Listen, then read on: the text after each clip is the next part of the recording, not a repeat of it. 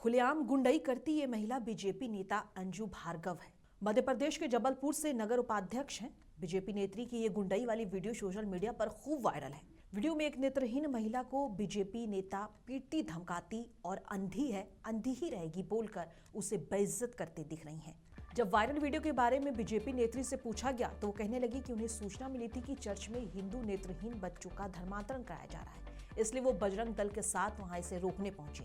इस दौरान बजरंग दल के लोगों ने भी चर्च में मारपीट और हंगामा मचाया, साथ में नारेबाजी की। चर्च में मौजूद किसी भी बच्चे ने धर्मांतरण की बात को सच नहीं बताया।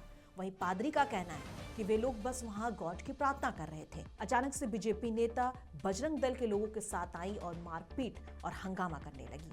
वीडियो सामने आते ही राजनीतिक आरोप प्रत्यारोप भी तेज हो गया है और मामला मानवीय संवेदनाओं से जुड़ने के कारण और भी गंभीर हो गया है। कांग्रेस ने इसे सत्ता के अहंकार और दिव्यांगों के अपमान से जोड़ा है, जबकि बीजेपी की ओर से अभी तक कोई आधिकारिक जवाब नहीं आया है। मौके पर पहुंची पुलिस जांच कर रही है। आपका वायरल वीडियो पर क्या कहना है हमें कमेंट बॉक्स में बताइए और ऐसी तमाम खबरों को देखने के लिए मुंसिफ टीवी सब्सक्राइब जरूर कर लें।